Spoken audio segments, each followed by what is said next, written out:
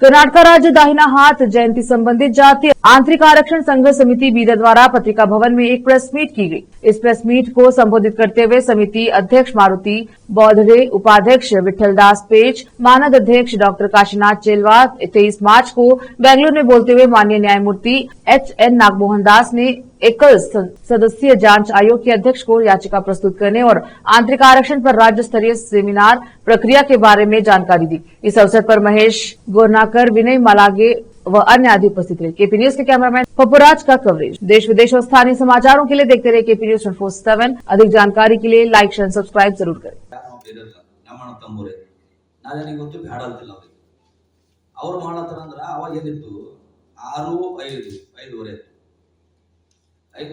ಬಲೆಗೆ ಸಂಬಂಧಪಟ್ಟಂತ ಜಾತಿಗಳಿಗೆ 5, ಮಾದಿಗೆ ಸಂಬಂಧಪಟ್ಟಂತ ಜಾತಿಗಳಿಗೆ 6. ಅಣ್ಣತಮ್ಮರದೇ ಹಂಚ್ಕೊಂತಿಲ್ಲ ಅಂತ ತಿರ್ಲಿ ಎಂಬುದು ಎತ್ತೈತಿ. ಆದ್ರೆ ಮಾಧವ ಸ್ವಾಮಿಯನ್ನು ಆಯೋಗ ರಿಪೋರ್ಟ್ ಕಳಿಸ್ತಂದು ಆ ರಿಪೋರ್ಟ್ ಅಲ್ಲಿ ಏನಿದೆ 1% 89 ಜಾತಿಯಾಗ ಇದರ ಕಲಬುರಗಿ ಸಂಬಂಧಪಟ್ಟಂತ ಹೊಲಿಯರ ಜಾತಿ, ಈ ಹೊಲಿಯ ಜಾತಿಗೆ 1% 89 ಜಾತಿ ಕೂಡಿಸಿ ಕಳಿಸಿದ್ದಾರೆ. ಆದ್ರೆ ಮುಂದೆ ಆಯೋಗ ಮುಂದೆ ನಾವು ಹೇಳಿಲ್ಲ ಅಂದ್ರ ಮುಂದಿನ ನಮ್ಮ ಪೀಳಿಗೆಗೆ, ನಮ್ಮ ಮುಂದಿನ ಮಕ್ಕಳಿಗೆ ನಾ ಯಾರು ಉತ್ತರ ಕೊಡ್ಬೇಕು? ಈ ಆಯೋಗ ಮುಂದೆ ನಾವು ತೋರಿಸ್ಕೋಬೇಕಿಲ್ಲ. ಇವತ್ತಿಗೆ ಇದು ಮೊದಲನೇ ಸಾಧ್ಯನೇ ಮಲಯಾಳ ಸಂಬಂಧಪಟ್ಟಂತ ಬಲಗೈ ಸಂಬಂಧಪಟ್ಟಂತ ಜಾತಿ ಸಮಾವೇಶ ಮಾಡೋದಲ್ಲಿ, ಹೋರಾಟ ಮಾಡೋದಲ್ಲಿ ಮೊದಲನೇ ಸರ್ತಿ ಅವ್ರು 25 ವರ್ಷಗಳು ಮಾಡ್ತಾ ಇದ್ದಾರೆ. ಅದನ್ನ ಎಂದೂ ಮಾಡಲ್ಲ. 30 ವರ್ಷದಿಂದ ನಡೀತಾ ಇದೆ. ಕೆಲವೊಂದು ರಾಜಕೀಯ ಜನಗಳಿದ್ರಲ್ಲಿ ಮುತುವರ್ಜಿ ವಹಿಸಿಕೊಂಡು ಕೆಲವರು ಜಾರಿಗೆ ತರಬೇಕು, ಜಾರಿಗೆ ತರಬಾರ್ದು ಅಂತಕ್ಕಂಥ ರಾಜಕೀಯ ಪುಡಾರಿಗಳು, ಕೆಲವೊಂದು ಸ್ವಾಭಿಮಾನಿ ರಾಜಕೀಯ ಜನಗಳು ಮುಂದೆ ಬಂದು ಹೋರಾಟ ಮಾಡಿದ್ದಾರೆ. ಆದ್ರೆ ನೀವು ಹೇಳಿದ ಪ್ರಕಾರ ರೈಟ್ ಕಮ್ಯುನಿಟಿ ಇತ್ತು ರಾಜಕೀಯ ಆಗಿರ್ಬೋದು, ಮತ್ತೆ ಯಾವುದೇ ರಾಜಕೀಯ ಅವ್ರಿಗೆ, ಯಾಕಂದ್ರೆ ಅವ್ರಿಗೆ ಮತ ಬ್ಯಾಂಕ್ ಬೇಕಲ್ಲ.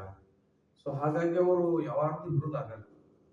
ಹಂಗ ಈಗ ನಾವು ಮತ್ತೆ ನಮ್ಮ ಸಂಘಟನೆ 1ನೇ ಆಗಸ್ಟ್ 2024ರಂದು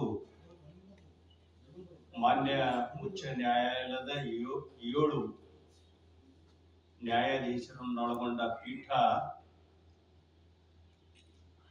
ಈ ದೇಶದ ರಾಜ್ಯಗಳಿಗೆ ಒಂದು ಅಧಿಕಾರವನ್ನ ಕೊಟ್ಟಿರೋದು, ಒಳ ಮೀಸಲಾತಿಯನ್ನ ಜಾರಿ ಮಾಡುವುದಕ್ಕೆ ಆಯಾ ರಾಜ್ಯಗಳು ಅಧಿಕಾರ ಹೊಂದಿವೆ.